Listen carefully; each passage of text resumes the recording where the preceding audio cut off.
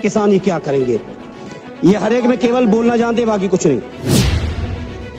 कह रहे कितना दिया है उससे एक मिनट स्वाद, जितना दिया है सुन लो, उससे ज्यादा आपने जो यूरिया की बोरी 50 से 40 कर दी, उसमें काट लिया है।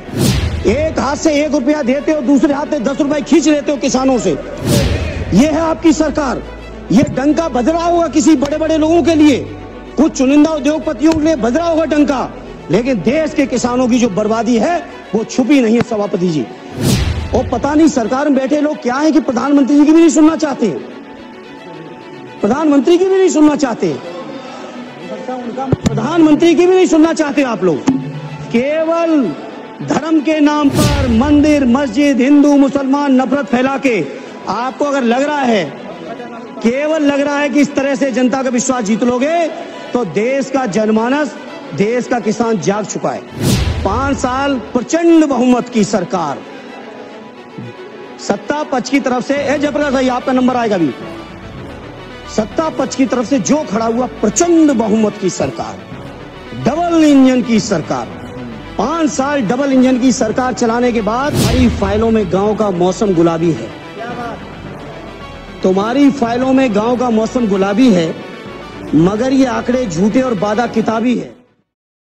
1 बॉल 4 रन चाहिए, नहीं होगा नहीं होगा। आंकड़े झूठे और वादा किताबी है। तुम्हारी मेज चांदी, तुम्हारे जाम सोने के, लेकिन किसान के घर में आज भी फूटी रकाबी है। ठीक है अध्यक्ष जी, राष्ट्रपिता महात्मा गांधी जी कहते थे कि भारत की आत्मा गांव में बसती है, और भारत की आत्मा जब गांव में बसती है तो गांव की तरक्की और खुशहाली के बिना देश की तरक्की संभव नहीं है। सदैव नेताजी ने हमेशा कहा कि भारत की तरक्की और विकास का रास्ता अगर कहीं से निकलता है तो खेतों और खलिहानों से निकलता है। अर्थव्यवस्था के बहुत बड़े बड़े विद्वान इस सदन में मौजूद हैं। सदैव नेताजी ने हमेशा कहा कि अगर देश की अर्थव्यवस्था को दुरुस्त करना है तो किसानों को आप संपन्न कर देंगे तो बाजारों की भी वैल्यू बढ़ जाएगी, लोगों की परचेजिंग पावर भी बढ़ेगी और देश की अर्थव्यवस्था भी बढ़ेगी। सभापति जी, माननीय वित्त मंत्री जी द्वारा जब बजट पेश किया गया तो माननीय अध्यक्ष जी, तो लगातार ये कहा गया अब तक का सबसे बड़ा बजट है, 50 लाख करोड़ से ज्यादा का बजट है। लेकिन उन बजट पत्रावलियों को जब देखा गया और पत्रावली में जब कृषि एवं किसान कल्याण मंत्रालय के बजट को देखा गया तो अध्यक्ष जी बड़ी निराशा हुई। केवल 2.7% बजट का हिस्सा इस मंत्रालय को दिया गया। जो पिछले समय में बजट मिल रहा था उसमें भी सभापति जी 2.8% की कमी सभापति जी इसमें कर दी गई। इसलिए मैं समझता हूं बीजेपी के लोग, ये एनडीए की सरकार भाषण चाहे जितना दे ले किसानों के लिए, लेकिन दिल में किसानों के लिए नफरत लेके बैठे हुए। अगर नफरत लिए न बैठे होते तो इतने बड़े बजट में किसानों के लिए बजट में कटौती क्यों की जाती? सभापति जी, मैं जिक्र करना चाहूंगा 2014 के भारतीय जनता पार्टी के संकल्प की। 2014 में संकल्प पत्र जो जारी किया गया था, उस संकल्प पत्र में कहा गया था कि स्वामीनाथन जी की जो रिपोर्ट है, आपके पास आज कागज बहुत है, लेकिन बोलना संक्षिप्त में है सर, संक्षिप्त में बोलना है। अब जो आप मौका देंगे आपकी उदारता रहेगी। सभापति जी, 2014 के संकल्प पत्र में कहा गया कि स्वामीनाथन जी की सिफारिश के अनुरूप जो किसानों की लागत है, जिसमें लागत में सदैव नेताजी कहते थे और उसी बात को स्वामीनाथन जी ने भी कहा, किसान की अपनी मेहनत, अपने परिवार की मेहनत, उनके जो पशुओं की मेहनत, खेती की जो वैल्यू है उस वैल्यू का जो मार्केट में ब्याज होना चाहिए, सारी की सारी चीजों को अगर मिला लें, जिसको स्वामीनाथन जी ने फार्मूला दिया था C2 का, C2 प्लस 50%, माने लागत का 1.5 गुना समर्थन मूल्य। 14 का वादा है आपके चुनावी घोषणा पत्र का मंत्री जी, और 14 से आज 25 आ गई है। अभी तक एक बार भी सरकार का ये संकल्प 12वां बजट पेश हो गया है, 11 साल आपने पूरे कर दिए। भाषण बहुत लंबे हैं आपके, लेकिन सच्चाई से बहुत दूर हैं। उसके बाद सभापति जी, प्रधानमंत्री जी ने 2016 में घोषणा की कि 2022 में आने वाले अमृतकाल में जब भारत प्रवेश करेगा तो उस प्रवेश के समय किसानों की आमदनी को हम दूना कर देंगे। मैं नहीं समझ पा रहा हूं, माननीय कृषि मंत्री जी, आप बहुत अनुभवी हैं, एक बड़े प्रांत के लंबे समय तक मुख्यमंत्री रहे हैं, जहां किसानों की इस्तेमाल की सारी चीजों का मूल्य आपने बढ़ा दिया। आपने खाद का दाम लगातार बढ़ाया, बिजली में आपने कोई सब्सिडी दी नहीं, कीटनाशकों का दाम बढ़ा दिया गया, किसान के इस्तेमाल के डीजल के दाम बढ़ गए, ट्रैक्टर थ्रेसर से लेके जितने भी आपके चीजें इस्तेमाल होती है खेती किसानी में, सारी चीजों का दाम बढ़ा दिया। लेकिन किसानों को कहीं समर्थन मूल्य देने की आपने जरूरत नहीं समझी।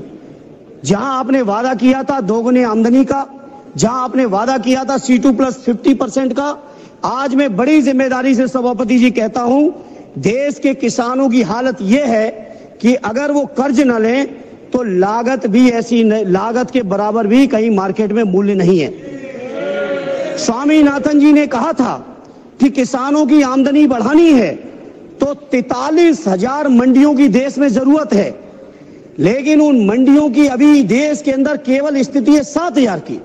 और जब से एनडीए की सरकार आई है 11 साल से, मैं पूछना चाहता हूं मंत्री जी, जवाब दे दीजिएगा, प्राइवेट सेक्टरों ने तो मंडियां बढ़ा ली, साइलोज बना लिए, प्राइवेट खरीदारी का इंतजाम तो है, लेकिन कहीं भी सरकारी मंडियां आपने बढ़ाने का काम किया हो तो उसका डेटा दे देना। उत्तर प्रदेश के अंदर आदरणीय अखिलेश यादव जी ने मुख्यमंत्री रहते हुए विशेषकर बुंदेलखंड से लेकर उत्तर प्रदेश के विभिन्न इलाकों में सैकड़ों मंडियां बढ़ाई थी, उन मंडियों को नहीं बढ़ाया।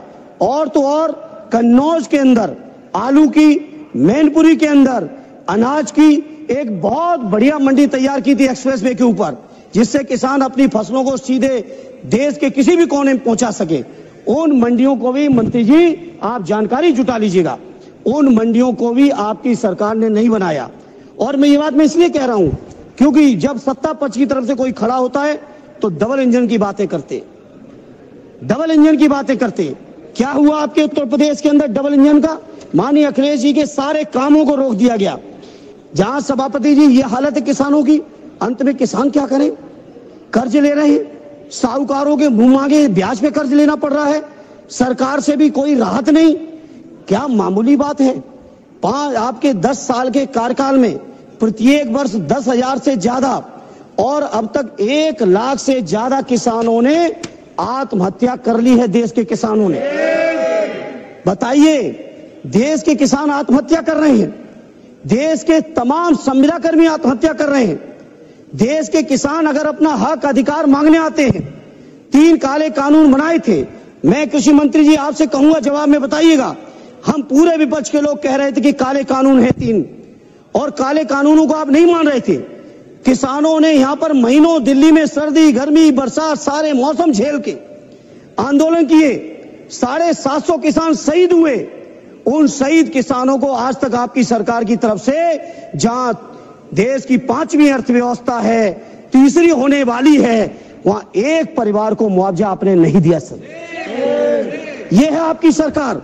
यह डंका बज रहा होगा किसी बड़े बड़े लोगों के लिए, कुछ चुनिंदा उद्योगपतियों के लिए बज रहा होगा डंका, लेकिन देश के किसानों की जो बर्बादी है वो छुपी नहीं है। सभापति जी, इसलिए सभापति जी मैं आपसे कहना चाहता हूं, जहां देश के अंदर पूंजीपतियों का 16 लाख करोड़ से ज्यादा कर्ज आपने माफ किया है, 16 लाख करोड़ से ज्यादा देश की बैंकों ने पूंजीपतियों का, बड़े बड़े पूंजीपतियों का, जिसमें चुनिंदा होंगे, हम किसी का नाम नहीं कोट करेंगे, पूरा देश जानता है, लेकिन किसानों के कर्ज की माफी की बात आती है तो सरकार एकदम चुप बैठ जाती है। यही आपका किसानों के प्रति प्रेम है। मैं बड़ी जिम्मेदारी से कहता हूं, अपने देश के किसान भाइयों को कहना चाहता हूं, देश की सर्वोच्च सदन से कहना चाहता हूं, आपको सोचना पड़ेगा, चिंतन करना पड़ेगा कैसी सरकार आपने चुन ली। कितना प्रधानमंत्री जी के नाम पे झूठी बातों को आप विश्वास कराओगे लोगों को? अरे कितना दिया है उससे, एक मिनट साहब, जितना दिया है सुन लो, उससे ज्यादा आपने जो यूरिया की बोरी 50 से 40 कर दी, उसमें काट लिया है। उससे ज्यादा आपने जीएसटी में वसूल लिया। आप बताओ ट्रैक्टर पे कितना जीएसटी है, यूरिया पे कितनी जीएसटी है, कीटनाशकों पे कितनी जीएसटी है। जीएसटी के माध्यम से आपने वसूल लिया है। एक हाथ से 1 रुपया देते हो, दूसरे हाथ से 10 रुपए खींच लेते हो किसानों से। किसान सुन रहे हैं देश के, इसलिए मैं सभापति जी कहना चाहता हूं, आज किसान मजबूर है।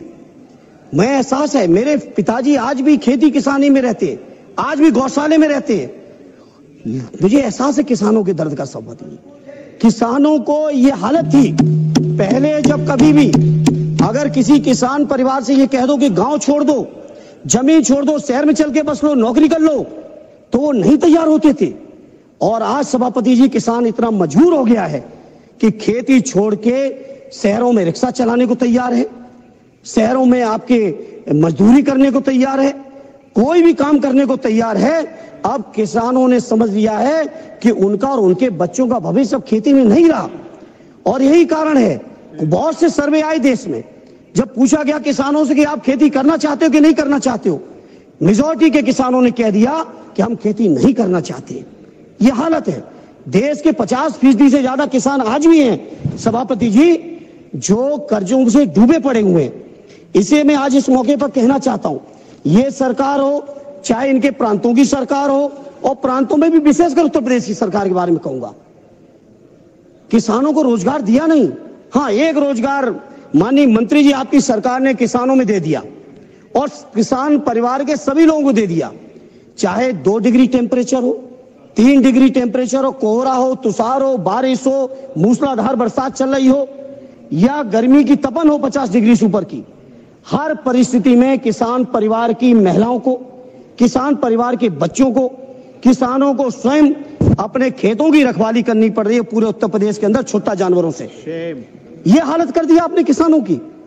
कहीं ना कहीं मैं समझता हूं किसानों की दुर्दशा आप सब लोग सुनियोजित तरीके से कर रहे हो, क्योंकि ये किसान जो समाज है बहुत स्वाभिमानी समाज है, बहुत जज्बाती समाज है। ये सरकार की गलत नीतियों का जम के विद्रोह और विरोध भी करता है। इसलिए सरकार चाहती है किसान कर्ज में उलझे रहे, किसान अपनी समस्याओं में डूबे रहे, किसानों में कहीं संपन्नता ना जाए। किसानों में संपन्नता आएगी तो उनके परिवारों के लोग नौकरी से लेकर सम्मान स्वाभिमान का जीवन जिएंगे। ये सरकार पूरी तरह से चाहती है कि कैसे भी किसान बर्बाद हो। अभी सभापति जी